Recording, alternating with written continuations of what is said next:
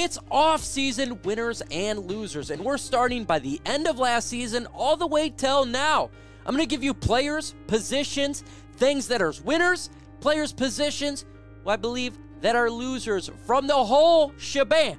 But before we get into today's video, if you think it's a smart and sound idea to insert Everclear into an IV package, place that IV into your bloodstream, and let that bad boy go all the way through, then go ahead and subscribe to my channel, because we talk all things Detroit Lions news and rumors. Sometimes being a Lions fan, you can get too drunk, maybe even pass out and say goodbye. Also, take that like button with you, let that bad boy go under. Let's get into today's Lions top 5 winners and losers.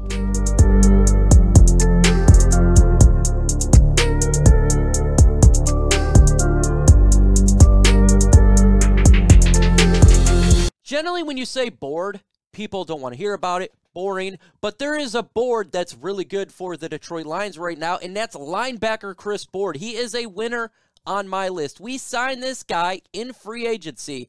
Now, he was kind of supposed to be the Jalen Reeves-Maybin replacement on special teams, a depth player. That's what we all thought when we signed him.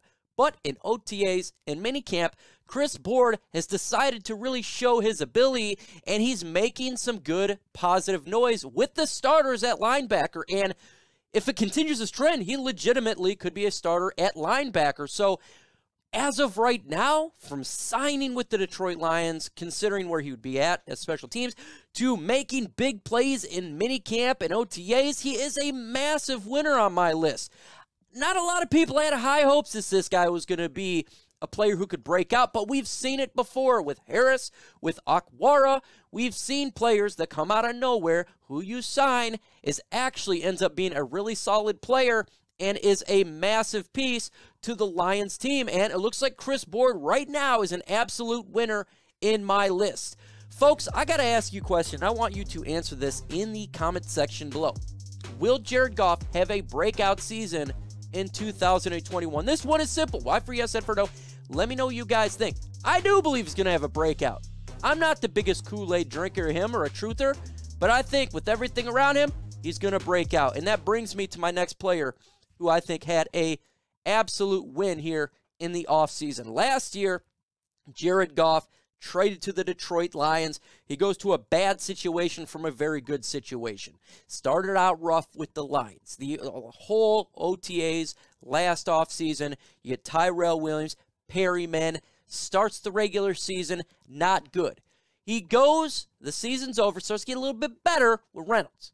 Now it comes this season. There's thought the Lions could take a quarterback in the draft. The Lions could do that, right? They could take a quarterback to be the heir apparent to him.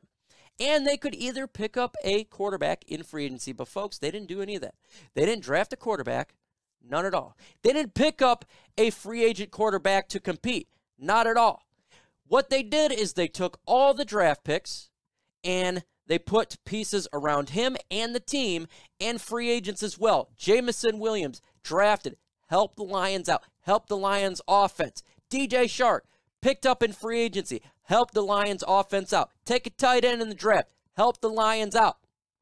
The Lions did everything they could to give Jared Goff a supporting cast.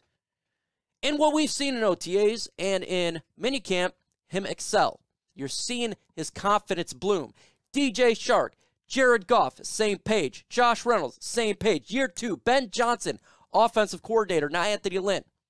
Everything's coming together. You hear Goff speak. Confidence is coming out of him like never before. The team told him, you're the guy this year. That's fantastic for him, and that's an absolute winner, in my opinion, as a player for this football team. How can you not be a winner? You have no competition for backup. Tim Boyle, David Blough, there's no competition there, folks. We all know Jared Goff's the guy. If Jared Goff goes down, we're in a world of hurt. He knows this. He's got a lot of players, wide receivers.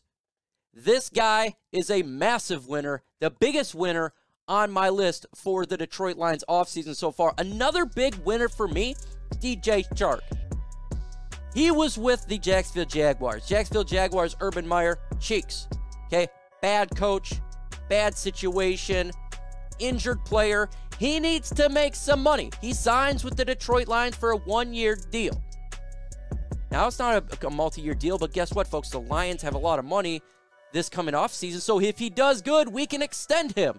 His play will dictate his income.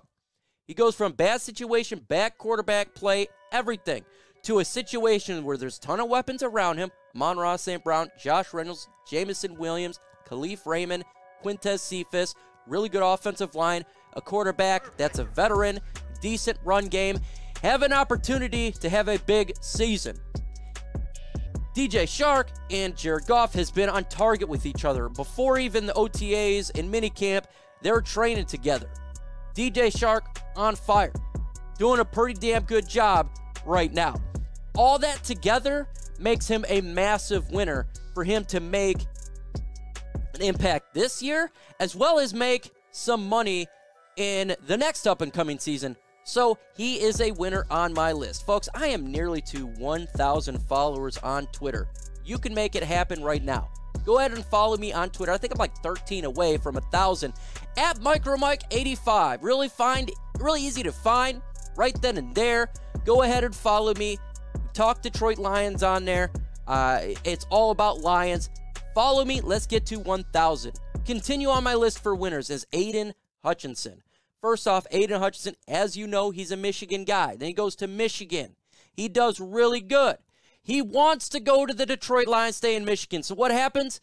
Luckily, he fell to the 2. Jacksonville decided to go another direction. So he goes to the team he wanted to be with the coach he wanted to play with the defensive mind and Aaron Glenn, who he wanted to be coached up with.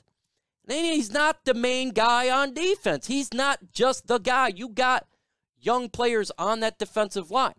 Levi Nwuzurike, Aleem McNeil. You got Romeo Okwara, Julian Okwara, kind of going in and out on the line. You got Michael Brockers. This Joshua Pascal, this defensive line has talent. So he's going to get opportunities to have one-on-ones. He has opportunities to really make an impact for the Lions. That's a massive victory for him, and he's a big winner. And if you look at OTAs in minicamp, guess what, folks? He's been showing out like a boss. He's getting after it. He started on Team 3, or ended on Team 1, dominating from Team 3 all the way to Team 1. Continued to dominate. Great. Absolute winner. He has a chance to be a big impact for the Lions this year and in the NFL. Another massive winner on my list is the Detroit Lions secondary. And we're going to start off last year. A lot of injuries happened. Jeffrey Okudah down at the end of the year. Jerry Jacobs down. Melifonwu injured. We had Will Harris playing safety. Got moved to cornerback at the end of the year. So what did the Detroit Lions do this offseason? Mike Hughes, draft a cornerback. We're getting Jeffrey Okudah back from injury. Melifonwu is getting better from injury. Jerry Jacobs is rehabbing. We turn around, we get Kirby Joseph safety. Will Harris permanently at cornerback, it looks like right now. We get Elliott safety. The Lions secondary from last year, this time to this year, is far improved. It's a massive winner. Not everything's a winner, though. You got to have some losers. A loser on my list is Jarrad Davis. Now, we signed Jarrad Davis to a one-year deal. The expectation is probably going to compete for a starting spot. But what has shown out to be? Chris Board looking really good. Alex Anzalone, we know he started. Derek Barnes looking good. Malcolm Rodriguez, 6th-round pick, making some noise. A lot of noise you did not hear about was Jarrad Davis. Jarrad Davis is good at getting after the passer. I think he's got some speed. I think he was incorrectly used with Matt Patricia, but we have that already on the defensive line. So you look at linebackers. Where is he there? He's not making noise. Not a lot of spots for him. There's a chance this guy doesn't even make the team. His contract wasn't that big. I think he's a loser on my list. And if you're going to ask me who would you keep over Jarrad Davis, I would say every linebacker right now that's on the team, I would keep over Jarrad Davis. Malcolm Rodriguez, Chris Board, Alex Anzalone, of course. Derek Barnes, of course. You know, there's some backups there, but is it really worth the risk? I don't know. You expect him to be a starter, and he's not looking like he's going to be a starter. He's a loser. The backup quarterback position is a loser on my list. The depth after Jared Goff, not Jared Goff, the depth after Jared Goff is a loser. Tim Boyle was supposed to make a jump from last year to this year. What happened? Nothing. You know, the expectation was, at least for mine, last year, is the Lions get some new quarterbacks, not Jared Goff, but at least someone new besides Tim Boyle and David Blough. They didn't go get a quarterback. They didn't sign one free agency. They didn't draft one. And we're stuck with Tim Boyle. What's going on with him? Incorrect passes, getting mad, throwing his helmet off. A lot of interceptions. That's not good for the Lions' backup quarterback position. We still have time, but that's a loser. And now, Tim Boyle last year was a certified number 2. Blough right now is competing with him as the number 2. A lot of issues going on there. We'll see how it pans out. But right now, that's got to be a loser. Big games for the Detroit Lions is a loser on my list. Why do I say this? Well, because the Detroit Lions are playing all games at 1 p.m. and one at 12:30 on Thanksgiving. Monday night games, Sunday night games, a big way to be to everybody out there, a national televised, that's a loser if you like that. Now, me personally, as a content creator, I love the 1 p.m. games. I have a set schedule. Hey, good for me. It really is. I take it all day over the longer nights. But for a Lions trying to show their product to the rest of the nation, that's a loser. With that said, the franchise as a whole, I think, is a massive winner this offseason. Hard Knocks, the NFL draft in 2024, a lot of hype from the media. Dan Campbell is really loved by the media. I think as a franchise, it's absolutely a winner from looking at it as a whole. And I think this offseason has been really good for the Detroit Lions, a really good offseason.